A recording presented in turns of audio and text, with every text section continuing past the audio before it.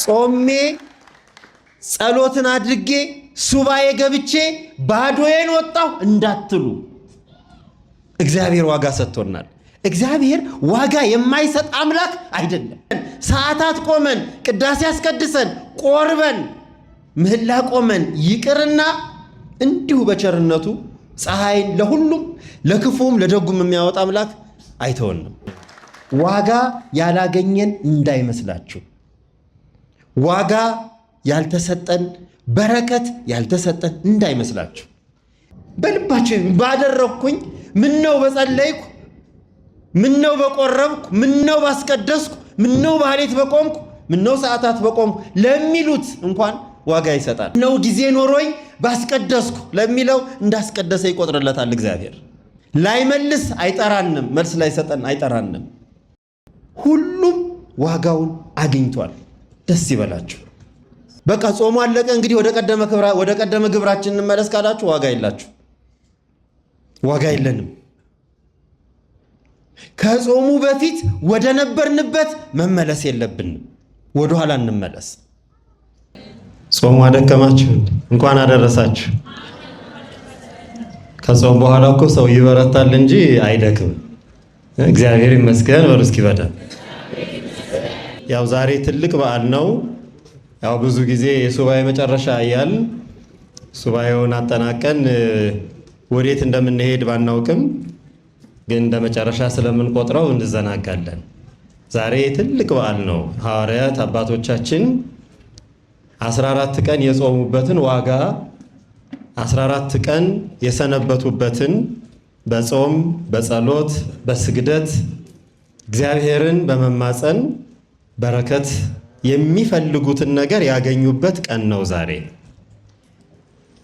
ስለዚህ ያው የሱባኤ መጨረሻ ብቻ ብለን ወደ ቀደመ ስራችን የምንመለስበት ሳይሆን እግዚአብሔርን የምናመሰግንበት እመቤታችንን የምናከብርበት ትልቅ በዓል ነውና እግዚአብሔር ለዚህ ያደረሰን አምላክ የተመሰገነ ይሁን።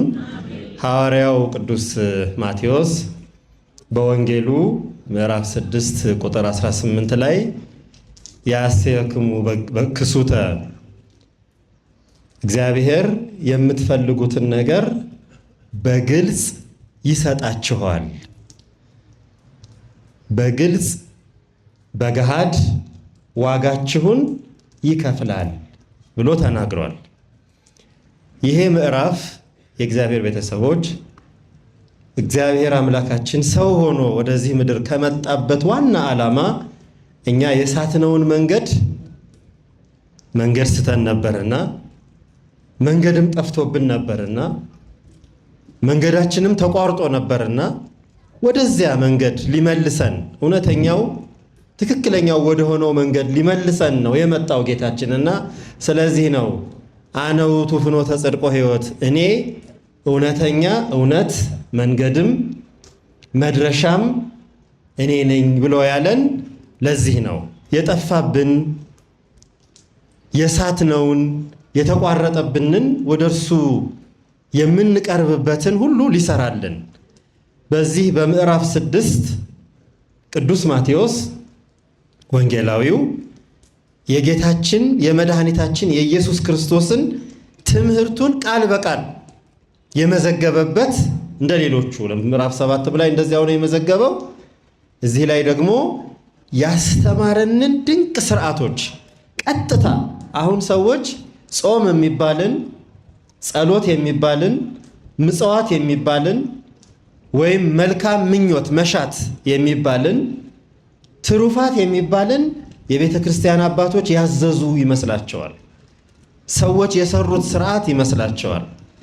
እስኪ እቤታችሁ ስትሄዱ የማቴዎስ ወንጌል ምዕራፍ 6ን በደንብ አንብቡት። አንድ ምዕራፍ ያው ብዙ ቦታ ላይ ብዙ ስርዓቶች ተሰርተዋል። እዚህኛው ምዕራፍ ላይ ግን ሙሉ ምዕራፉ ስርዓትን የሰራበት ምዕራፍ ነው። ስለ ምጽዋት፣ ስለ ጾም፣ ስለ ጸሎት፣ ስለ ስግደት፣ ስለ መታዘዝ፣ ስለ አምልኮ እና ደግሞ መልካምን ነገር ስለ መመኘት በዚህ ዓለም ስለሚያልፈው ስለሚበሰብሰው ስለሚያረጀው ሳይሆን የማያልፈውን የማይበሰብሰውን የማያረጀውን ዘላለማዊውን የእግዚአብሔርን መንግስት ስለመሻት ያስተማረበት የሥርዓት ምዕራፍ ነው። የሥርዓት ምዕራፍ ነው። የዚህ አሁን የጠቀስኩት እንግዲህ እግዚአብሔር አምላካችን ስለ ጾም ክርስቶስ ቃል በቃል ስትጾሙ እንዲህ አድርጋችሁ ጹሙ ብሎ ጾምን አስተምሮ በቃል አስተማረን። የጾምን ዋጋ ነገረን። ከዚያ ደግሞ ጾሙ አሳየን። ይሄን ሥርዓት ሁሉንም አድርጎ ነው ዝም ብሎ እንዲሁ በቃል አስተምሮ ብቻ ሳይሆን የተወው ጾምን አስተማረን። ጹሙ፣ ስትጾሙም እንዲህ አድርጋችሁ ጹሙ፣ ለሰው እንድትታዩ ዋጋችሁ በምድር ላይ እንዲቀር ሳይሆን በድብቅ ሆናችሁ በስውር ሆናችሁ ጹሙ ብሎ ጾምን ሱባኤን ያስተማረበት ቀን ነው። ሱባኤ በሁለት መንገድ ይፈጸማል። አንዱ በአዋጅ በታዘዙት አጽዋማት ጥብቅ ሆኖ በቤተ ክርስቲያን ተሰብስበን ሌሊት ከቀን ሳናቋርጥ አንደበታችንንም ሕሊናችንንም ሕዋሳቶቻችንንም ሁሉ ገርተን ወደ እግዚአብሔር እንድንጮህ የምንገደድበት ሲሆን ነው። ሁለተኛው ደግሞ የግላችን ከንስሐ አባታችን የሚሰጠን ሰው ሳይሰማ እኛ ንስሐ አባታችንና እግዚአብሔር ብቻ በሚያውቀው ቤተ ክርስቲያን እኛ እና እግዚአብሔር የሚያውቀውን ሱባኤ ስንገባ ነው። ስለዚህ ምዕራፍ አባቶች ምን ይላሉ? እግዚአብሔር በምስጢራዊ አገልግሎት ገሃዳዊ ስጦታ የሚሰጥበት ትምህርት ይላሉ። ሰምታችሁኛል? በምስጢር በድብቅ ልባችንን ከእግዚአብሔር ጋር ብቻ አገናኝተን ግን ዋጋው ግን በገሃድ ስንሰራው በድብቅ ስናገኘው በገሃድ። አይገርምም? የእግዚአብሔር ቤተሰቦች ተደበቁ፣ በስውር ሆናችሁ በህቡ ሆናችሁ ወደ እግዚአብሔር ጾሙ፣ ለሰው እንድትታዩ አታድርጉ ብሎ ይሄንን ጾም የምንጾምበትን ያሳለፍነውን ሱባኤ በሶስት ቋንቋ ገለጸልን። አንደኛ በድብቅ በምስጢር አድርጉት ማለት በድብቅ በምስጢር አድርጉት ማለት ምን ማለት መሰላችሁ? ሰው ሳይሰማ እንደው ማንም ሳያውቅ የአዋጅ ጾምን በድብቅ እናድርገው ማለት አይደለም። እናቶቻችን ድሮ ገዳም ሲሄዱ የት ልትሄጂ ነው ሲሏቸው እንጨት ልሰብር ይሉ ነበር አሉ። ለምን መሰላችሁ? ሰይጣን እንዳይሰማ ማለት ነው። ምክንያቱም ሰይጣን ደንቆሮ ነው። እግዚአብሔር ካልገለጸለት በስተቀር አይሰማም። ከስልጣኑ የተሻረ ከማዕረጉ የተሻረ ከእውቀት የጎደለ የታሰረ መልኩ የጠፋ መልአክ ማለት ነው ሰይጣን። ከዚያ ምን ይላል? ሰይጣን እንዳይሰማ ማለት ለሰው ታይታ እንዳይሆን ማለት ነው። ለታይታ ያልሆነ አጽዋምን ጹሙ፣ እንደገና ዋጋ እንድታገኙ አድርጋችሁ ጹሙ። ሰው የሚደክመው ድካም ዋጋ ካላገኘ ምን ዋጋ አለው? አንድ ወር ሰርቶ ደሞዝ ከሌለው፣ ቀኑን ሙሉ ለፍቶ የቀን ስራ ደሞዝ ከሌለው መድከሙ መልፋቱ ምን ዋጋ አለው? አሁን 14 ቀን 2 ሱባኤ ጾመናል። ዋጋችን ምንድን ነው ብለን ራሳችንን እንድናውቅ ነው ይህንን ጥቅስ የጠቀስኩት። እግዚአብሔር ቃል ገብቷል። ይህ ቃል ኪዳን ነው። እኔ እንደምፈልገው አይነት ጾምን ብትጾሙ፣ እኔ እንደሰራሁላችሁ ስርዓት ያለን ጾም ብትጾሙ፣ እኔ በአካል ተገኝቼ የእናንተን ስጋ ለብሼ በገዳመ ቆሮንቶስ እንደ ጾምኩት ያለ ጾምን ብትጾሙ፣ ከእኔ በፊት ስጋ ለብሼ ወደዚህ ምድር ከመምጣቴ በፊት ነቢያት አባቶቻችሁ እንደ ጾሙትና ዋጋ እንዳገኙበት አይነት ጾምን ብትጾሙ ዋጋችሁን በግልጽ እሰጣለሁ ብሎ እግዚአብሔር ቃል ኪዳን ገብቶልናል። ክብር ምስጋና ለእርሱ ይሁን። የእግዚአብሔር ቃል ኪዳን ነው ይሄ። የእግዚአብሔር ቤተሰቦች ቃል ኪዳን ማለት እግዚአብሔር ለኛ የሰጠን ተስፋ ስምምነት ማለት ነው። እንዲህ ብታደርጉ እንዲህ አደርግላችኋለሁ። ይሄ ነው ቃል ኪዳን ማለት። ይሄን ብታደርጉ ይሄን አደርግላችኋለሁ። አዎ መልካምን ጾም ብትጾሙ በቅንነት በንጽህና በትጋት በፍቅር በአንድነት ሆናችሁ ብትጾሙ በድብቅ ሰውነታችሁን ገርታችሁ ውስጣችሁን በንስሐ አጥባችሁ ብትጾሙ እኔ በግልጽ እከፍላችኋለሁ ብሎ ቃል ኪዳን ገብቶልናል። ዛሬ የዚያ ቃል ኪዳን የምንጠይቅበት ዕለት ነው። ዛሬ የዛሬዋ ቀን 14ተኛዋ ቀን ቸል የምንላት በቃ ቅዳሴው አለቀ፣ ምህላው አለቀ፣ ሰዓታቱ ተፈጸመ፣ ትርጓሜው አለቀ። በቃ እንግዲህ እንነሳ፣ ልብሳችንን ምንጣፉንም እናንሳ በቃ የምንልበት ሳይሆን 14 ቀን ጾም ያለው እግዚአብሔርን አገልግየዋለሁ፣ ችግሬን ነግሬዋለሁ፣ ስብራቴን አሳይቼዋለሁ፣ ህመሜንም ነግሬያለሁ፣ ከሱ ዋጋ እጠብቃለሁ የምንልባት ቀን ናት ዛሬ። እንደ ልምድ ሆኖ ግን ማን እንዳስለመደን ባናውቅም የዛሬው ቀን ላይ ሁሉንም እንተዋዋለን። በቃ ቅዳሴው እኮ አለቀ። የመጨረሻው ቅዳሴ ዛሬ ነው። ትርጓሜው እኮ አለቀ። የመጨረሻው ትርጓሜ ዛሬ ነች። ሰማን፣ ጨረስን። መሬት መተኛቱን በቃ አሁን እንግዲህ አልጋችሁን አንጥፉ ብለን እግዚአብሔርን ዋጋ መጠየቅን ትተን የለመድነውን መሰብሰብ እንጀምራለን። ልምዳችንን ማቆም ላይ እናተኩራለን። እንደዚህ ግን አይደለም የእግዚአብሔር ቤተሰቦች። ስለዚህ ምን ይላሉ አባቶቻችን? በዚህች ዕለት ዋጋችሁን ጠይቁ፣ ዋጋችሁን አስቡ። ዋጋ መጠየቅ ደግሞ የትክክለኛ ሰራተኛ መገለጫ ነው። ሰርቶ ዋጋውን የማይጠይቅ ሰራተኛ ምን አይነት ሰራተኛ ነው? መስራቱን እርግጠኛ ያልሆነ ሰው ነው አይደል እንዴ? መስራታችሁን እርግጠኛ ካልሆናችሁ፣ በእርግጥ በአሁኑ ጊዜ ሳይሰራ ነው ሰው ደሞዝ የሚጠይቀው። እንደ አለመታደል ሆኖ ያልሰራበትንም ሳይሰራም ነው ደሞዝ የምንጠይቀው። ዘመናችን ምን እንደሆነ አናውቅም። እውነተኛ ሰራተኛ መሆኑን ሰው ግን የሚያረጋግጠው ይሄን ሰርቻለሁ ደሞዜን ስጠኝ ሲል ነው። ይሄን አድርጌያለሁ ዋጋዬ ምንድነው ሲል ነው። ይሄን ሁሉም ጠይቀዋል። ሙሴ ጠይቀዋል፣ ነቢያት ጠይቀዋል፣ ሐዋርያትም ጠይቀዋል። ሁሉን ትተን ተከተልን ዋጋችን ምንድነው ብለው ጠይቀዋል። ለምን ዋጋ ጠየቅ አላለውም ክርስቶስ ክብር ይግባውና። መድኃኔዓለም ያለው አዎ እውነት እውነት እላችኋለሁ በያዕቆብ ዙፋን በ12ቱ መንበር በኋላ ጊዜ በመጣሁ ጊዜ በእነሱ ላይ ተቀምጣችሁ ትፈርዳላችሁ ነው ያለው። ዋጋ መጠየቅ ነውር አይደለም። ዛሬ ዋጋ የምንጠይቅበት ዕለት ነው። እንኳን አይደለም መንፈሳዊው ትልቁ ስራ ይቅርና ሰው ስጋዊ ስራ ሰርቶ ዋጋውን ይጠይቃል። ትክክለኛ ዋጋዬን ስጠኝ፣ የደከምኩበትን ለእኔ የሚገባኝን የድካሜን መልስ የድካሜን ፍሬ ስጠኝ ይላል። ገበሬ ዘርቶ አረሙን አርሞ መጀመሪያ መሬቱን አለስልሶ ምን ሁሉ ካደረገ በኋላ የሚጠብቀው በኋላ የሚያገኘውን ወደ ጎተራው የሚከተውን እህል ነው። ያልዘራ ሰው ለማጨድ አይጠብቅም። ያልተከለ ሰው ፍሬ ለመሰብሰብ አይጠብቅም። ያልለፋ ሰው ዋጋ ለማግኘት፣ ያልነገደ ሰው ትርፍ ለማግኘት አይጠብቅም። የሰራ ግን የደከመ ግን ዋጋውን ይጠይቃል። የእግዚአብሔር ቤተሰቦች በዛሬው ዕለት ከበዓሉ ዛሬን በዓሏን ከምናከብርበት የበዓሉ ትልቅነት በላይ ዛሬ ምን እንደው በኋላ ነግራችኋለሁ። ያው የምታውቁት ነው። በትርጓሜም ዛሬ ጧት ተተርጉሞልናል፣ መምህራኑ ሰብከውልናል፣ ቤተክርስቲያንም አውጃልናለች። ከዚያ በላይ እያንዳንዳችን አባቶቻችን ሐዋርያት ያደረጉትን የሰሩትን መሰረት አድርገን የምንጾመው እየራሳችን በእያንዳንዳችን ሕይወት ውስጥ ለጠየቅነው ጥያቄ መልስ አገኘሁኝ ወይ፣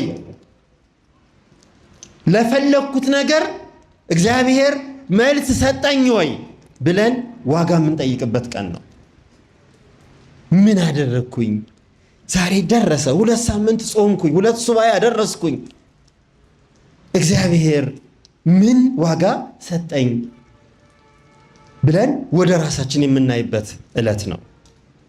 ወደዚህኛው ታሪክ ከመግባቴ በፊት የተወሰኑ አባቶቻችን በመጾም በመጸለይ ከእግዚአብሔር ያገኙትን ዋጋ ትንሽ ምሳሌዎች 5-6 ምሳሌዎች እናንሳ። አዳምን እናስበው። አዳም እግዚአብሔር በሰማይና በምድር በፈጠረው ፍጥረት ሁሉ ሹም አደረገው፣ ባለጸጋ አደረገው፣ ባለስልጣን አደረገው። አዳም የተሰጠውን ስልጣን ያገኘውን ሀብት ሳይጠቀምበት ትእዛዙን ሽሮ እግዚአብሔርን አስቀየመ። ግን በዚያው እንዳስቀየመ አልቀረም። ማስቀየሙን ሲያውቅ ከእግዚአብሔር ጋር እንደተቆራረጠ እንደተለያየ ሲያውቅ አዳም ንስሐ ገባ፣ ተደበቀ፣ ጾመ፣ ጸለየ፣ መስዋዕት አቀረበ። የራሱን ደም መስዋዕት አድርጎ አቀረበ። አዳም እየጾመ እየጸለየ የሰጠውን እግዚአብሔር እንዲበላውና እንዲጠጣው እንዲገረምበት እንዲደነቅበት የሰጠውን ሁሉ ትቶ አዳም ጉድጓድ ቆፍሮ ጾመ፣ ጸለየ። 40 ቀን እያደረገ አዳም ጾመ። 40 ቀን እያደረገ ይላሉ አባቶቻችን። እግዚአብሔር ወደ አዳም ተመለከተ፣ አዳምን ፈለገው። ንስሐውን፣ መሰበሩን፣ ማዘኑን፣ ውድቀቱን ማወቁን ስላወቀ እግዚአብሔር አዳም ሆይ የት ነው ያለኸው አለው። አያችሁ፣ የታበየ በትምክህት የተወጠረ ዲያብሎስን ሳጥናኤል ሆይ የት ነው ያለኸው አላለውም። ትዕቢተኛ አይባልም፣ የት ነው ያለኸው አይባልም። ትዕቢተኛ የት አባቱ የራሱ ጉዳይ ነው የሚባለው። አዳም ግን መጸጸቱን፣ መደበቁን፣ እራቁቱን መሆኑን፣ ከእግዚአብሔር መለየቱን፣ ሀብቱን ማጣቱን፣ ስልጣኑን ማጣቱን፣ ክብሩን ማጣቱን፣ እግዚአብሔርን የሚመስልበት ውበቱን፣ ያንን እግዚአብሔርን መምሰያ የሆነውን የሚገርም መልኩን ማጣቱን ሲያውቅ አዳም ጸለየ። አዳም ጾመ። ጾሞ ጸልዮ ከንቱ አልሆነም ጾሙና ጸሎቱ። እግዚአብሔር ሊፈልገው መጣ። አዳም ሆይ የት ነው ያለኸው አለው። አዳም ሆይ የት ነው ያለኸው አለው። አዳምም ጌታዬ አጥፍቻለሁ፣ ተደብቄያለሁ አለ። ከዚያ መጸጸቱን አይቶ በኋላ የሚገባውንም ጾምና ጸሎት አይቶ በልቡ ውስጥ ያለውን ስብራት ተመልክቶ እግዚአብሔር ተስፋ ሰጠው። የምህረት ኪዳነ ምህረትን ተስፋ ሰጠው። በሐሙስ ዕለት ወመንፈቃ ለዕለት ብሎ ከ5 ቀን ተኩል በኋላ ተወልጄ አድንሃለሁ፣ ክብርህንም እመልስልሃለሁ፣ ያጣኸውንም እሰጥሃለሁ፣ ወደፊት ባትበድል ኖሮ ታገኘው የነበረውንም እንድታገኘው አደርገዋለሁ፣ ልዩነትህንም እጠግንልሃለሁ፣ ሞትህንም እሽርልሃለሁ፣ እርግማኔንም አነሳልሃለሁ ብሎ ቃል ኪዳን ሰጠው። ተመልከቱ፣ የጾሙ የጸሎቱ የንስሐው ዋጋ አዳም ከራሱ ከፈጣሪው ከእግዚአብሔር አገኘ። የጾምና የጸሎት ዋጋ ይሄ ነው። ሰው የፈለገውን አዳም የፈለገውን ብቻ ሳይሆን እግዚአብሔር ያላሰበውን ሁሉ ሰጠው። የእሱን ሥጋ ለብሶ ሰው ሆኖ በምድር ላይ መጥቶ ሞቱን በሞቱ ሽሮ ትንሣኤውን ሰጠው። አዳም ካሰበው በላይ ከጠበቀው በላይ እግዚአብሔር ሰጠው።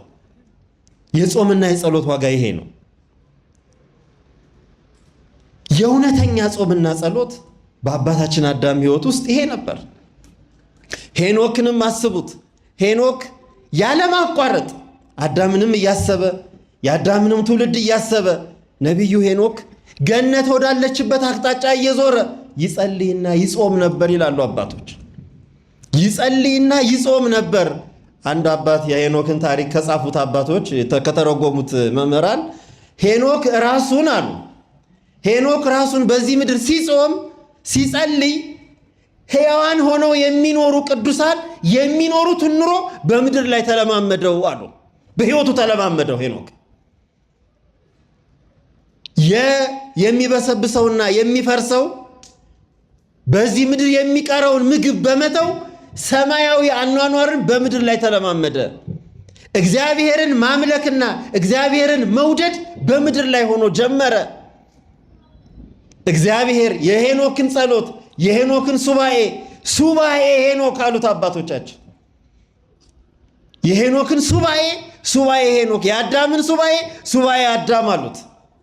ቁጥሩ በቁጥር የሚሰላ ሆኖ ማለት ነው። ልምዱ የተወሰደው ከድርጊታቸው ነው። 7 እያደረጉ የሚጾሙትን ጾም 40 እያደረጉ የሚጸልዩትን ጸሎትና ጾም እያሰቡ ሄኖክ ጸሎቱን አሉ በጾም ክንፍ ወደ እግዚአብሔር እንድትበር አደረጋት። ጾም ማለት የጸሎት ክንፍ ናት አሉ በምህራን። ጾማችን ለጸሎታችን እንደ ክንፍ ሆና የምታገለግል ጸሎታችን ከምድር ወደ ሰማይ እንድታርግ የሚያደርግ ኃይል ነው አሉ ጾምን። ሄኖክ ይህን በማድረጉ አቤት መጽሐፉ ደስ ሲል ቅዱስ ጳውሎስ እንዴት አድርጎ መሰከረ። እግዚአብሔር ሄኖክን ሞትን ያሳየው ዘንድ ስላልወደደ ወሰደው አለ ቅዱስ ጳውሎስ።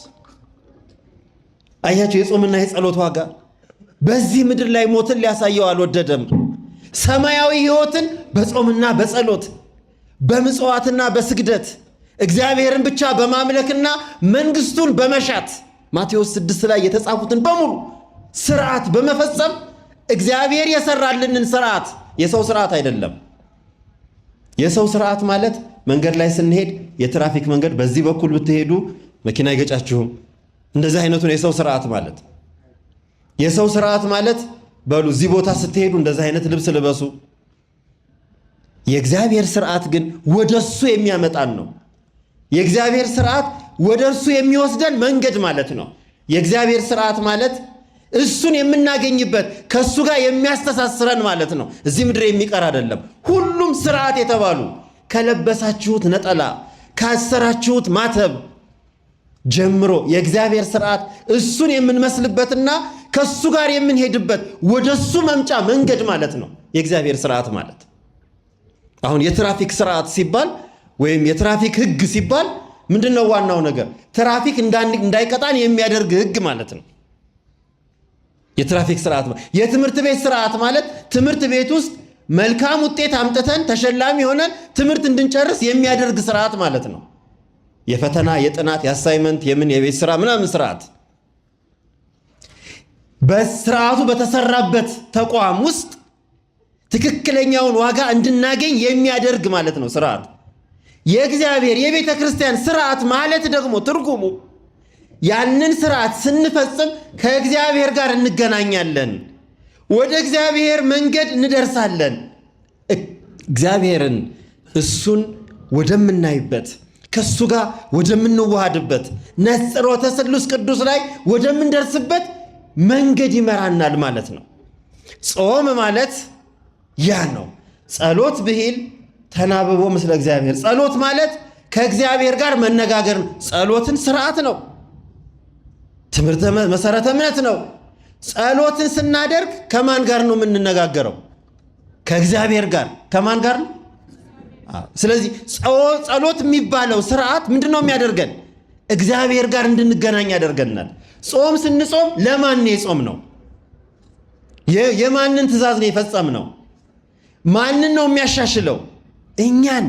እኛን አሻሽሎ አንጽቶ አበርትቶ አብርቶ ወደ እግዚአብሔር የሚያደርሰን መንገድ ማለት ነው ጾም። ይሄን ያዙ እንዳትሳሳቱ የእግዚአብሔር ቤተሰቦች።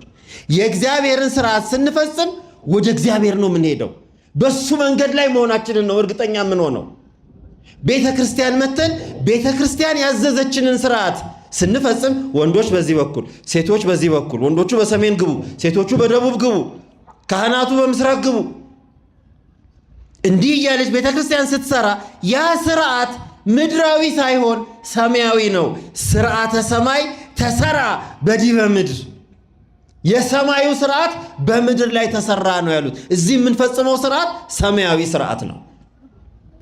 አርአዮ ለሙሴ ዘከመ ይገብር ግብራ ለደብተራ ወተናገሮ በአምደ ደመና። ለሙሴ በደመና ሸፍኖ በሲና ተራራ ላይ 40 ቀንና 40 ሌሊት ጾሞ ሙሴ 40 ቀንና 40 ሌሊት ሲና ተራራ ላይ ጾመ። ኦሪት ዘጸአት ምዕራፍ 19 ላይ ተመልከቱት። እግዚአብሔር ሙሴን እንዲህ አለው። አቤት ደስ ሲል! እግዚአብሔር ሙሴን እንዲህ አለው። እግዚአብሔር ሙሴን ተመልከቱ፣ ቀጥታ አነጋገረው።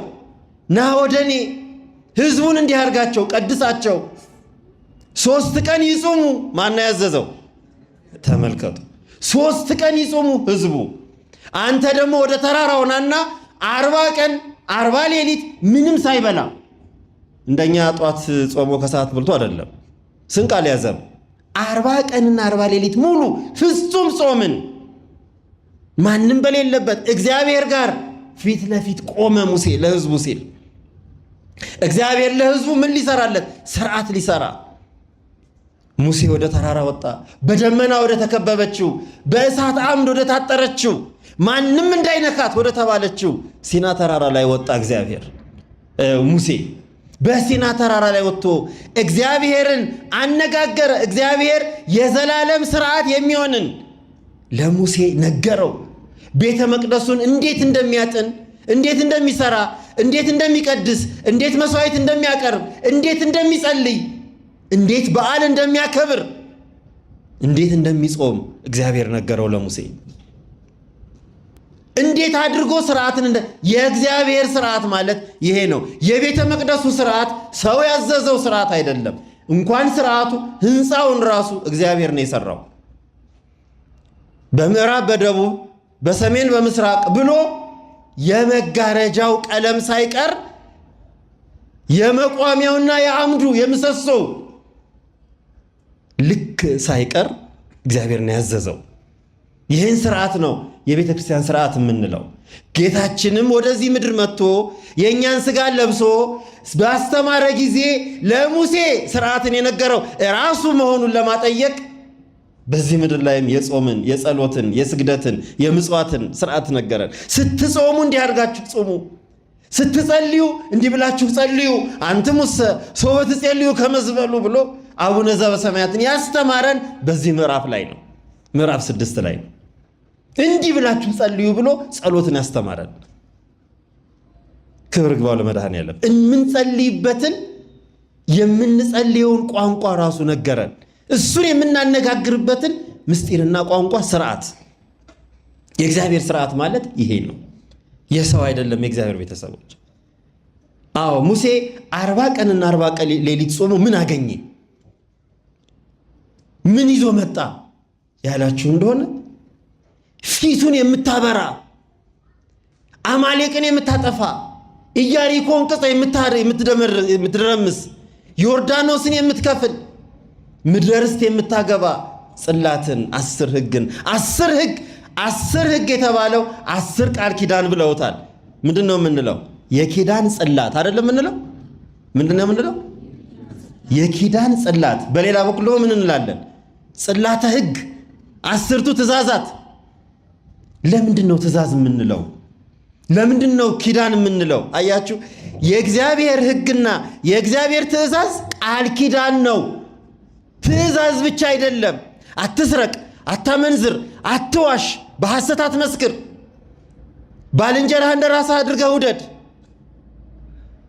ሕግ ብቻ አይደለም፣ ትእዛዝ ብቻ አይደለም፣ ቃል ኪዳን ነው። ለዚህ ነው ሥርዓተ ኪዳን፣ ጽላተ ኪዳን፣ ብሉይ ኪዳን የምንለው። ትስስሩ ገባችሁ? የእግዚአብሔር ቤተሰቦች፣ ሕግ ምንድን ነው? የእግዚአብሔር ቃል ኪዳን ነው። ሕግ ምንድን ነው? በእኛና በእግዚአብሔር መካከል ዳኛ፣ ወሰን፣ ቅጥር ሆኖ የሚያስተዳድር ቃል ኪዳን ነው። አዎ ሰዎች ጋብቻ ሲገቡ ቀለበት አሰሩ ሲባል ግን በውስጡ ያለው ምንድን ነው? ቃለ መሐላ። ቃለ መሐላው ምንድን ነው? ሕግ፣ ትእዛዝ። አያችሁ ትስስሩን? ሕግ፣ ትእዛዝ፣ ኪዳን አንድ አይነትም፣ አይለያይም። የእግዚአብሔርን ሥርዓት ስንፈጽም ምንድን ነው የፈጸምነው ማለት ነው? ቃል ኪዳን ነው የፈጸምነው። እግዚአብሔር ጋር የገባነውን ቃል ኪዳን ነው የፈጸምነው። ሳንዋሽ ስንቀር እግዚአብሔርን ወደ ሲያስብ ቃል ኪዳናችንን የጠበቅነው። ሳንሰርቅ ስንቀር ቃል ኪዳናችንን የጠበቅነው። ሳንገድል፣ የሰው ደም ሳናፈስ፣ ሐሜተኞችና ውሸታሞች በሐሰት የምንመሰክር ሳንሆን ስንቀር የእግዚአብሔርን ቃል ኪዳን የፈጸምነው። ለዚህ ነው በሕግም በሥርዓትም በቃል ኪዳን ቋንቋም የእግዚአብሔር ሥርዓት የተጠቀሰው። የእግዚአብሔር ሥርዓት እኛና እግዚአብሔር የተዋዋልነው ቃል ኪዳን ነው። ሙሴ 40 ቀንና 40 ሌሊት በሲና ተራራ ጾሞ ይዞ የመጣው የቃል ኪዳን ጽላት ነው።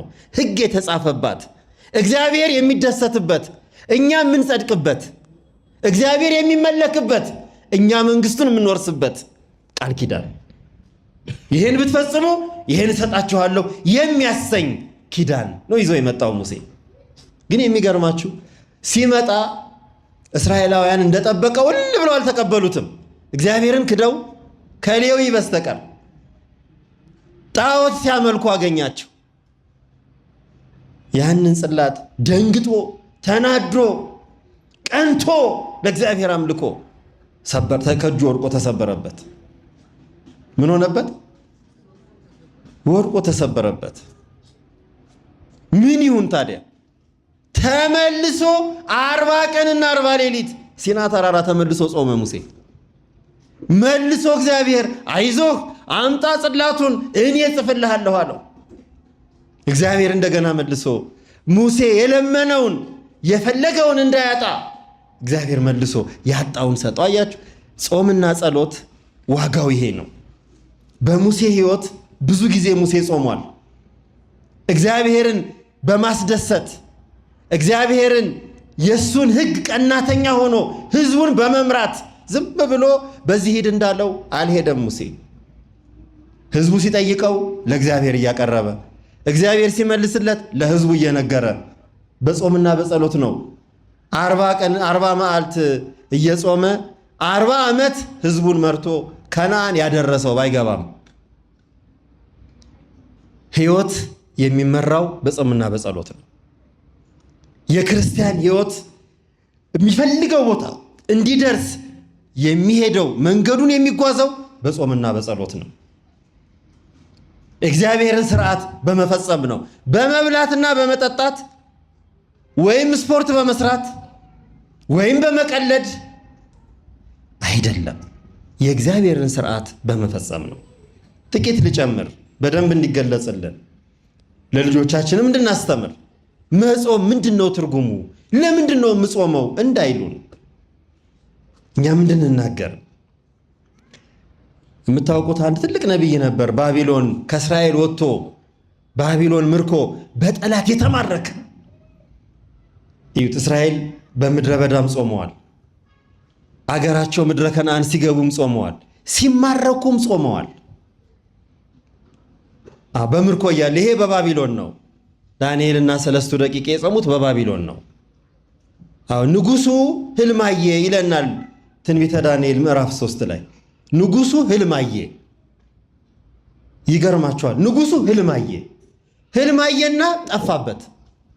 ሰምታችሁኛል? ህልማየና ጠፋበት። ንጉሱ ናቡከደነጾር ነው። ህልማየ ያየው ህልም ጠፋበት።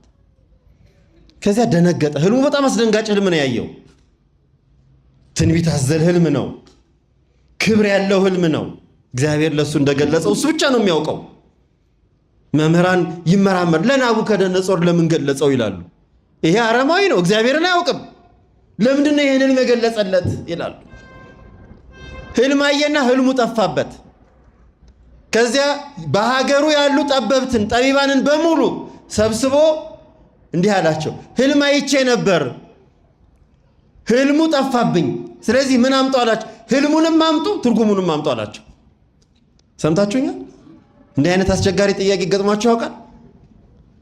ህልሙንም አምጡ ትርጉሙንም አምጡ።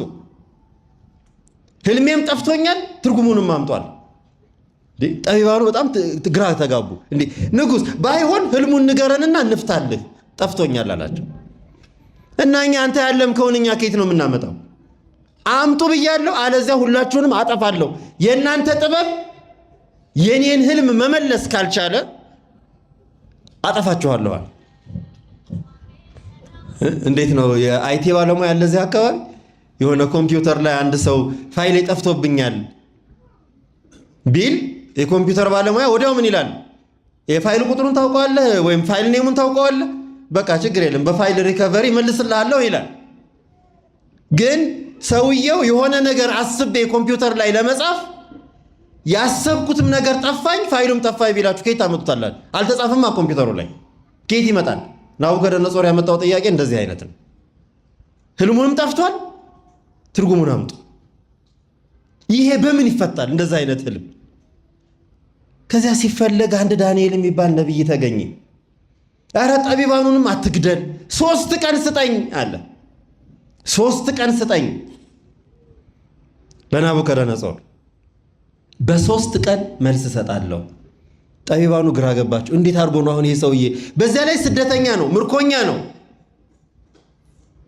ምርኮኝነቱም ከኛ ሃይማኖት ካላቸውም አይደለም፣ ከሌላ እኛም ማናውቀውን አምላክ የሚያመልክ ነው። እንዴት አድርጎ ሊያመጣው ነው ብለው ተደነቁ። ዳንኤል ግን 3 ቀን ጾመ። 3 ቀንና 3 ሌሊት ጾመ፣ ሳይበላ ሳይጠጣ 3 ቀንና 3 ሌሊት ጾሞ ወደ ናቡከደነጾር ተመለሰ። አገኘው ህልሜን አለው።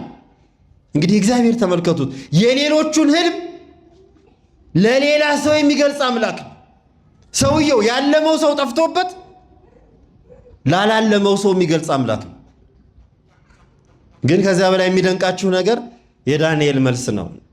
ንጉሥ ሆይ አለ ነቢዩ ዳንኤል፣ አንድ ቀን ማታ ላይ የሰራኸውን ከተማ ከትልቅ ሰገነት ላይ ሆነህ አየኸው፣ ተመለከትከው፣ ተደነክበት። ከዚያ በኋላ ከኔ በኋላ ማን ይሆን የሚገዛው ብለህ ወደ መኝታ ቤትህ ገባ። አስበህ ወደ መኝታ ቤትህ ገባ። ወደ መኝታ ቤት ገብተህ ተኛ። ሌሊት ከዚህ ቀጥሎ ያለውን ህልም አለምክ ብሎ ያለመውን ነገረው። አሁን እግዚአብሔር የገለጸለት ምንድን ነው? በደንብ አድርጋችሁ ጠይቁ። እየሰማችሁ ነው የእግዚአብሔር ቤተሰቦች? ተመልከቱ። ንጉሡ የፈለገው ምንድን ነው? ህልሙን። ዳንኤል የመለሰው ምንድን ነው?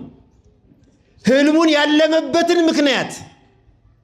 አያችሁት? ጾምና ጸሎት የእግዚአብሔርን ስርዓት ስንፈጽም ሰው የፈለገውን ብቻ ሳይሆን ከፈለገው በላይ ንጉሡ የጠየቀው ህልሙን መመለስና የህልሙን ትርጉም ነው። እግዚአብሔር ግን ለዳንኤል የገለጸለት ህልሙን ያየበትን ምክንያት ከመተኛቱ በፊት ንጉሡ የሰራውን እግዚአብሔር ለዳንኤል ገለጸለት። ጾምና ጸሎት ይሄን የእግዚአብሔር ቤተሰቦች በእውነት ስንጾም እግዚአብሔርን ለማግኘት የእግዚአብሔርን በረከት፣ የእግዚአብሔርን ስጦታ፣ የእግዚአብሔርን ምስጢር ጥበብ ለማወቅ ስንጾም የምናገኘው በረከት ካሰብነው በላይ ነው፣ ከጠየቅነው በላይ ነው፣ ከምንፈልገው በላይ ነው፣ ከልካችን በላይ ነው። እግዚአብሔር የሚሰጠው ክብር ይግባው። በእውነት ስንጾም፣ በትክክል ስንጾም፣ ከልባችን ስንጾም ያን እናደርጋለን። 1-2 ምሳሌ ልጨምርላችሁ። ዳዊትን እናንሳ። ነቢዩ፣ ንጉሡ፣ ዘማሪው፣ የእግዚአብሔር ልብ የተባለው የእሴይ ልጅ ዳዊት ክፉ ሥራ ሠራ። እግዚአብሔርን አስቀየመ። እግዚአብሔር ዳዊት የሠራውን ኃጢአት ለናታን ለተባለ ነቢይ ገለጸና በዚህ ነቢይ አማካኝነት ዳዊትን ገሰጸው። በሌላ ነቢይ ዳዊትን ገሰጸው። እንዴት እንደዚህ ታደርጋለህ? አዎ የሰው ደም በእጅህ አለ። የሰው ሚስት ነጥቀሃል። የሰው ደም አፍስሰሃል። የሰው አልጋ ደፍረሃል። ንጉሥ ነኝ ብለህ የወታደርህን ነፍስ ነጥቀሃል። ሚስቱን ወስደሃል። አልጋውን ደፍረሃል። ስለዚህ እግዚአብሔር ይቀጣሃል አለው። እግዚአብሔር በአንተ ላይ ቁጣ ያመጣል አለው። ምንድን ነው ማድረግ ያለበት ዳዊት? እሱ በድብቅ የሰራውን ኃጢአት ለሌላ ጓደኛው ገልጾበታል። ዳዊት ያለው አማራጭ ንጉሥናውን ትቶ በረሃ መግባት አይደለም። አያመልጥማ፣ ያውቀዋል። ዋናው ነገር የሰራውን ስራ የሰራውን ኃጢአት መሻር ብቻ ነው። ሌላ ምንም አማካኝነት ምክንያት የለውም። ዳዊት ከዙፋኑ ወረደ፣ ከአልጋው ወረደ። መሬት ላይ አመድ ነስንሶ ምንጣፍ ሳያነጥፍ መጾም ጀመረ። ዳዊት 40 ቀንና 40 ሌሊት ጾመ። እግዚአብሔር የዳዊትን ንስሐ ተመለከተ። እግዚአብሔር የዳዊትን ጸጸት ተመለከተ። የዳዊትን ጾም ተመለከተ። ዳዊት ስለ ጾሙ ሲናገር አጥንቶቼ ከቅባት ማጣት የተነሳ ሲታጠፉና ሲዘረጉ ድምፅ ያወጡ ነበር አለ። ነፍሴ ወደ ብብቴ ገባቻል። የጾሙን የጸሎቱን ብርታት ሲናገር እኛ የጾም ነው የጸለይ ነው ሱባኤ እስኪን መርምረው ወደ ኋላ ሄደን እንደዚህ ሆኗል። መልክ የተቀየረ ጎሰቆልኩ አለ ዳዊት። ንጉሱ ዙፋኑን ትቶ የክብር ልብሱን አውልቆ አልጋውን ትቶ የፍርድ በትሩን አስቀምጦ ከሰው ተለይቶ አመድ ነስንሶ ዳዊት ጾመ። ዳዊት ጸለየ። በጾሙና በጸሎቱ መጨረሻ እግዚአብሔር ለዳዊት የንስሐውን የጾሙን የጸሎቱን ዋጋ ሲነግረው ዳዊት የፈለገው እግዚአብሔር ይቅር እንዲለው ብቻ ነው። እግዚአብሔር ግን ከዚያ በላይ ሰጠው። እያችሁ በንስሐ ሰው ወደ ንስሐ ወደ ጸጸት ሲመጣ ከወደቀበት ጉድጓድ በላይ ተነስቶ ይሄዳል። ክንፍ አውጥቶ ይበራል። ክንፍ አውጥቶ እኛ እንደወደቅን የምንቀረው ስንታበይ ብቻ ነው። እንደወደቅን የምንቀረው ሳንጸጸት ስንቀር ነው። ተው ስንባል እምቢ ስንል ነው። አይጠቅምም ስንባል እምቢ ብለን ግትር ስንሆን ነው። የሚሰበር ዝቅ የሚያደርግ ራሱን ከፍ ያደርገዋል እግዚአብሔር። ዳዊት ከዙፋኑ ዝቅ አደረገ። እግዚአብሔር ኃጢአትህን የሰራኸውን ሁሉ ትቼልሃለሁ አለና በኃጢአት ካመጣት ከወታደሩ ከኦርዮን ሚስት ከሱ የምትወልደው ልጅ ዙፋንህን ወራሽ ይሆናል፣ ስሙንም ሶሎሞን መስተሳልም አለው። ጠቢብ ልጅ ሰጠው። ይሄ የእርቅ ምልክት ነው። የመስማማት ምልክት ነው። ንስሐውን የመቀበሉ ምልክት ነበር። ግን በዚህ አላቆመም እግዚአብሔር።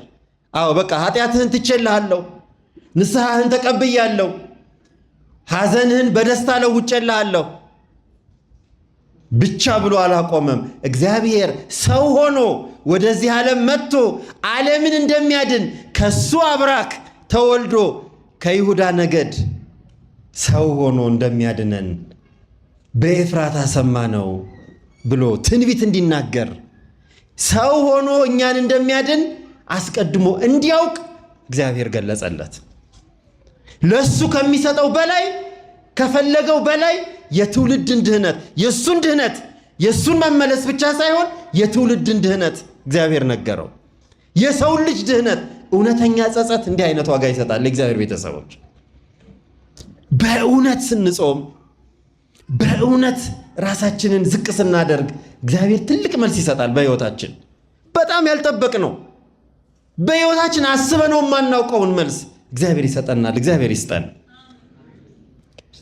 ሌሎቹ የምታውቋቸው ናቸው። አስቴር በባቢሎን ጾማ፣ ነነዌ ሰዎች ጾመው ያገኙትን የታደሉትን ከእግዚአብሔር የተቀበሉትን ብዙ ነገር በቅዱሳት መጻሕፍት የምንሰማው የምናውቀው የተማርነው ታሪክ ነው። በዚች በእመቤታችን ጾም በጾመ ፍልሰታ ደግሞ ድንቅ ነገር ሆነ።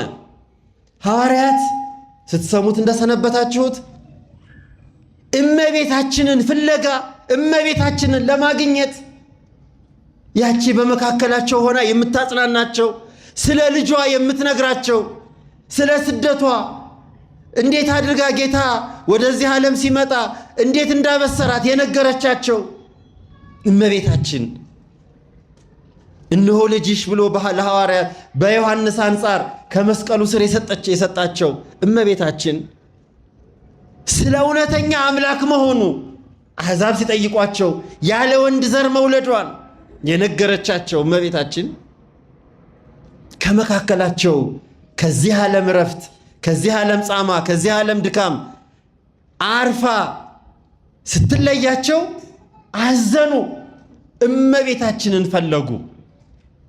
እመቤታችንን ፈለጉ። አሁን ችግሩ አንዳንድ መምህራን ይሄንኛው ትንሽ ምርምር ነው። ለምንድነው ሐዋርያት እንዲህ አይነቶቹን ትላልቅ ነገር የጾሙትን ጾም ያደረጉትን ነገር ያልጻፉልን ይላሉ። ሉቃስ አልፎ አልፎ የሐዋርያት ሥራ ላይ አንድ ሁለት ቦታ ላይ ሐዋርያት እንደጾሙ ስልጣነ ክህነትን ሲሰጡ ጾመው እንደሰጡ በአንዳንድ ችግሮቻቸው ጊዜ ይጾሙ እንደነበር ገልጿል። የእግዚአብሔርን ትእዛዝ ለመፈጸም ግን እነሱ አልጻፉም። ምክንያቱም ታውቃላችሁ ምን ያሉ መምህራን፣ እነሱ እኮ ጌታችን ስትጾሙ እንደ ግብዞች አትሁኑ፣ ጾመናል ጸልየናል አትበሉ፣ ዋጋችሁን ብቻ ታገኛላችሁ ብሎ ስላስተማራቸው አልጻፉልንም። ምክንያቱም ቅድም ያነበብነው ንባብ ምንድነው? የማቴዎስ ወንጌል ምዕራፍ 6 ስትጾሙ እንደ ግብዞች አትሁኑ፣ በድብቅና በስውር ጾሙ፣ እግዚአብሔር በግልጽ ይከፍላችኋል ስላላቸው ስለ ጾማቸው ጾምን ጸለይን ብለው አልጻፉም ሐዋርያት። ገብቷችኋል? ይሄን ያህል ጸሎት አደረግን፣ ይሄን ያህል እንዲህ አደረግን አላሉ። ጉረኞች አይደሉማ እነሱ፣ በጣም ጥሩምባ ነፊዎች አይደሉማ። እንዲህ አድርገን እንዲሆንና የጻፉላቸው ሌሎች ናቸው። ከዚያ በኋላ የመጡት አባቶች ናቸው የጻፉት። ሐዋርያት እመቤታችንን ፍለጋ ነሐሴ 1 ጀምረው ከየቦታው ተሰባስበው ለስብከተ ወንጌል ከተሰማሩበት ከዓለም ማዕዝናት ሁሉ ተሰብስበው በአንድነት ይችን ጾም 2 ሱባኤ ጾሙ። ግን ዋጋ አጡ? አላጡም። ምን አገኙ? ዛሬ እመቤታችንን ጌታችን ሰጣቸው፣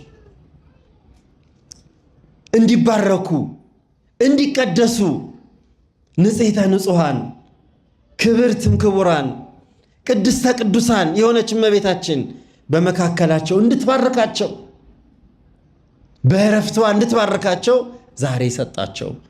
ከስጋዋ ተባረኩ፣ ተቀደሱ።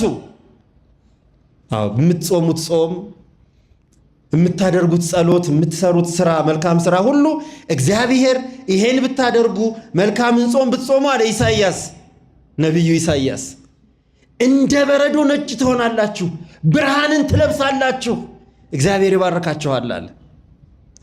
ሐዋርያት 14 ቀን በጽናት እመቤታችንን ለማግኘት ጾሙ። ጾመው ጸልየው የጸሎትና የጾማቸውን ዋጋ ተረከቡ። ዛሬ ቀበሯት። እመቤታችንን አገኙ። ያንን ቡራኬ የፈለጉት ሌላ ነገር አይደለም፣ ከእመቤታችን መባረክ ነው። የሚባርከውን አምላክ የወለደች እመቤት፣ የሚቀድሰንን አምላክ የወለደች እናት፣ ሕይወትን የሚሰጠንን የሕይወት ፍሬ ዛፍ የሆነች እናት እንተ በምድር ሥራዊሃ ወሰማይ ጹቂሃ ያሏት፣ ስሯ ከመሬት የሆነ ፍሬዋ ሰማያዊ የሆነ የተባለች እመቤታችን የእሷን በረከት ፈልገው ነው። የእሷን ረድኤት፣ የእሷን በእሷ መቀደስ ፈልገው ነው። ዛሬ ያንን አገኙ። ክብር ይግባው መድኃኔዓለም። ያ ነው የዛሬው ዕለት ትልቁ በዓላችን። ስለዚህ ለእኛ እነሱ ያገኙትን መሰረት አድርገን ስንጾም ትርጉሙ ምንድን ነው? እኛስ ምንድን ነው የምናገኘው? እኛ ምንድን ነው? የእኛ ደግሞ ከነሱ እጥፍ ነው። ለምን መሰላችሁ? እነሱ የእመቤታችንን በረከት አገኙ፣ እኛ ደግሞ የእመቤታችንንም የእነሱንም በረከት እናገኛለን። የእመቤታችንንም የሐዋርያትንም በረከት። ምክንያቱም ዋጋ የተገኘበት ጾም ነው። በረከት መቀደስ የተገኘበት ጾም ነው። ረድኤተ እግዚአብሔር የተገኘበት ጾም ነው። በዚች ጾም አባቶቻችን ምን ይላሉ መሰላችሁ? አልሰማችኋቸውም እንጂ ሌሊት ማርያምሰ እንተ በምድር ታንሶሱ ይላሉ። ተባሃሉ በሰማያት እለኪያኪ አፍለሱ ማርያምሰ እንተ በምድር ታንሶሱ። ወደ ሰማይ ያሳረጉሽ መላእክት ስጋሽ በዚህ ምድር እንዳይሆን ዳግመኛ ሞትንና መበስበስን እንዳያይ ከዚህ ምድር ወደ ሰማይ የወሰዱሽ መላእክት ማርያምስ በዚች በፍልሰታ ጾም በምድር ላይ ትመላለሳለች አሉ። 14 ቀን ስንጾም እመቤታችን ከኛ ጋር ነበረች። 14 ቀን ስንጾም እመቤታችን እየባረከችን ነበር። ሐዋርያትን የባረከች፣ ሐዋርያትን የቀደሰች እመቤታችን እኛን ስትቀድሰን ስትባርከን ነበር። በትክክል ከጾምን ደግሞ ብዙ ዋጋ እየሰጠችን ነበር። ብዙ ነገር እያገኘን ነበር የሰነበት ነው። ይሄው አባቶቻችን ያገኙትን ዋጋ ሐዋርያት አገኙ፣ ነቢያት ያገኙትን፣ ሐዋርያትም ነቢያትም ያገኙትን እጥፍ ድርብ ዋጋ ደግሞ እኛ እናገኛለን። ስንጾም የእግዚአብሔርን ስርዓት ነው የፈጸምነው። ስንጸልይ እግዚአብሔር ጾመው ጸልየው ዋጋ ያገኙ አባቶቻችን የሄዱበትን መንገድ ነው የሄድነው። በዚህ ልንጽናና ደስ ሊለን ይገባል። እግዚአብሔር ባርኮናል። ቃል ኪዳኑ ነው። በትክክል የሚጾመውን ሰው ዋጋውን አላሳጣውም። እባርከዋለሁ ብሏል እግዚአብሔር፣ ባርኮናል። እቀድሰዋለሁ ብሏል እግዚአብሔር፣ ቀድሶናል። ያ ሊሰማን ይገባል። እንደተባረክን እንደተቀደስን ሊሰማን ይገባል። የጠየቅነው ጥያቄ እንደተመለሰልን ልናውቅ ይገባል። አዎ ጤናም የጠየቀው፣ ዕውቀትም የጠየቀው፣ ሀብትም የጠየቀው፣ በረከትም የጠየቀው፣ ስርየተ ኃጢአት ንስሐም የጠየቀው ሁሉም ዋጋውን አግኝቷል። ደስ ይበላችሁ። ያላገኘነው ነገር የለንም። እግዚአብሔር ይመስገን። ጾሜ ጸሎትን አድርጌ ሱባኤ ገብቼ ባዶዬን ወጣሁ እንዳትሉ፣ እግዚአብሔር ዋጋ ሰጥቶናል። እግዚአብሔር ዋጋ የማይሰጥ አምላክ አይደለም። እንኳንስ ወደ እሱ ቤት መጥተን እሱን ፈልገን መሬት ለመሬት ተንከባለን ሰዓታት ቆመን ቅዳሴ አስቀድሰን ቆርበን ምህላ ቆመን ይቅርና እንዲሁ በቸርነቱ ፀሐይን ለሁሉም ለክፉም ለደጉም የሚያወጣ አምላክ አይተወንም። እንኳን ትንሽ ነገር አድርገን ይቅርና ትንሿን ነገር የሚያባዛው አምላክ ትንሿን ነገር አባዝቶ ዋጋ እንደሰጠን እንመን። አምናችኋል? ታምናላችሁ? አገራችን የምትቀደሰው እግዚአብሔር የተመሰገነ ዋጋ ያላገኘን እንዳይመስላችሁ። ዋጋ ያልተሰጠን በረከት ያልተሰጠን እንዳይመስላችሁ። እንኳን አይደለም እዚች ሌሊት ቆማችሁ ይቅርና ቤተ ክርስቲያን ለመሳለም በሯ ላይ ስትደርሱ እግዚአብሔር ዋጋ ይሰጣል። ሰላም ለኪ ቅድስት ቤተ ክርስቲያን ስትሉ ማንን ነው ሰላም ለኪ ያላችሁት? የእግዚአብሔርን ቤት፣ ቅዱስ ሥጋው ክቡር ደሙ የሚፈተትበትን፣ ምስጢራት የሚሰሩበትን፣ ጸሎት የሚያርግበትን እግዚአብሔርን ነው ሰላምታ የሰጣችሁት። ዋጋ ያሳጣም እግዚአብሔር ብዙ ዋጋ፣ ብዙ ጸጋ፣ ብዙ ሀብት ያለው አምላክ ስለሆነ ንፉግ አምላክ አይደለም፣ ስስታም አምላክ አይደለም። እንኳን በአካል የሚሰሩትን በልባቸው የሚመኙትን ዋጋ ይሰጣል እግዚአብሔር።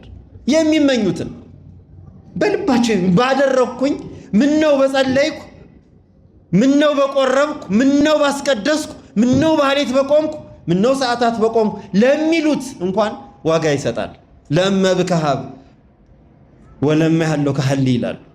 ቢኖርህ ስጥ፣ ባይኖርህ ተመኝ፣ እግዚአብሔር ይከፍልሃል። የምሰጠው ኖሮኝ በሰጠው የሚል ሰው እግዚአብሔር ዋጋ ይሰጠዋል። በልቡ መስጠትን ተመኝቷልና። ምነው ጊዜ ኖሮኝ ባስቀደስኩ ለሚለው እንዳስቀደሰ ይቆጥርለታል እግዚአብሔር። የልቡን መሻት ስለሚያውቅ የማቴዎስ ወንጌል ምዕራፍ 6 የመጨረሻው አንቀጽ የሚነግረን ስለ መሻት ነው። መቅድመ ኩሉ እሱ መንግሥቶ ጽድቆ፣ ከሁሉ በላይ የእግዚአብሔርን መንግሥት ሹ፣ ፈልጉ፣ ሁሉ ነገር ይጨምርላችኋል። ይህን ያለው እግዚአብሔር ቸር አምላክ ነው። የማያልቅበት ሀብታም አምላክ፣ ባለጸጋ፣ ዘበውለ ጸጋ እግዚአብሔር አምላክ ነው ይሉታል አባቶቻችን ሌሊት። የጸጋ ሁሉ ባለቤት የሆነ አምላክ ቸር ነው። ላይሰጥ አይሰበስበንም፣ ላይመልስ አይጠራንም፣ መልስ ላይሰጠን አይጠራንም። እግዚአብሔር ክብር ምስጋና ይሆን። ግን አንድ ነገር ያዙ፣ ዋጋችንን የምናጣበት ምክንያት አለ። አሁን ቀደም ሲል በትንሹ ጨረፍ አድርጌ ነግሬያችኋለሁ። በቃ ጾሙ አለቀ፣ እንግዲህ ወደ ቀደመ ግብራችን እንመለስ ካላችሁ ዋጋ የላችሁ፣ ዋጋ የለንም። ከጾሙ በፊት ወደ ነበርንበት መመለስ የለብንም። ወደ ኋላ እንመለስ።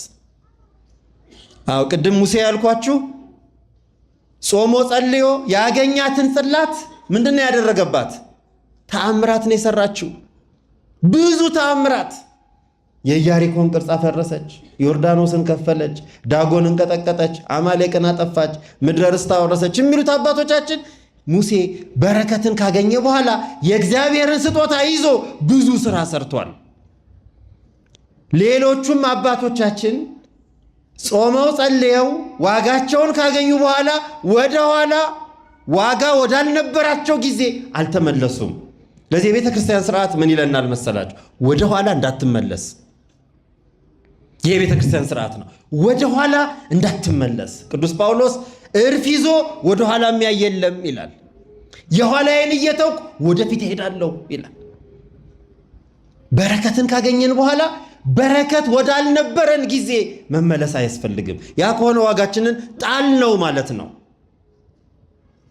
በክብር ያገኘነውን ወረወር ነው፣ ከኛ ራቅ ነው፣ ዋጋ እንደሌለው ሰው ሆን ማለት ነው። እግዚአብሔር በጾማችን ባረከን፣ ቀደሰን፣ አከበረን፣ ንጽህናን ሰጠን፣ ኃጢአታችንን ይቅር አለን፣ ጥያቄያችንን መለሰልን ካልን በኋላ ምንጣፋችንን ሰብስበን መብራታችንን አጥፍተን ቤተ መቅደስ መምጣቱን ትተን እንደገና ከጾሙ በፊት ወደ ነበረው ደረጃ ከተመለስን ዋጋ አላገኘንም።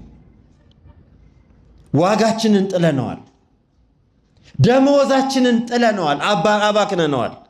ያገኘነውን ደመወዝ ምን ልናደርግበት ይገባል? ራሳችንን ከፍ የምናደርግበት። ደመወዝ ሲመጣ ጫማ ይገዛል ሰው፣ ልብስ ይገዛል፣ አስቤዛ ይገዛል፣ ወደፊት የሚኖርበትን።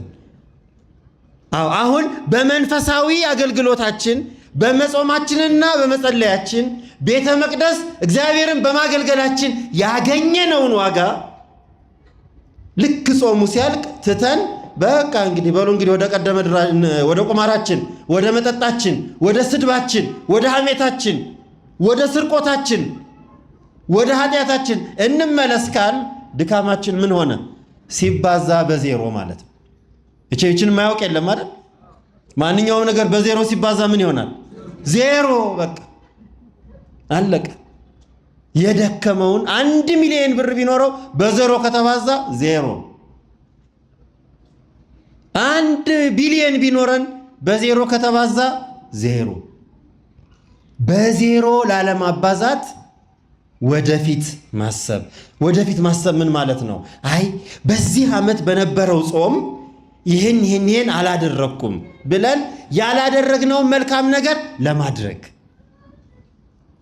ከጾሙ በፊት ወደ ነበረው አልመለስም ብለን ወደ ኋላ ወደ ትፋቱ የሚመለስ ውሻ ብቻ ነው ብለን ወደ ጽድቅ መሄድ፣ በበረከት መኖር፣ እግዚአብሔር የሰጠንን በስውር ጾመን በግልጽ የሰጠንን በግልጽ ለሰው መመስከር። እግዚአብሔር እንዲህ አደረገልኝ፣ ጾሙን ጾሜ እግዚአብሔር ባረከኝ፣ እግዚአብሔር ቀደሰኝ፣ ልጆቼን ባረከልኝ፣ ቀደሰልኝ፣ ስራዬን ባረከልኝ፣ ቀደሰልኝ፣ ህመሜን አራቀልኝ፣ ጥያቄን መለሰልኝ እያል ወደፊት መሄድ፣ ወደኋላ እንዳንመለስ።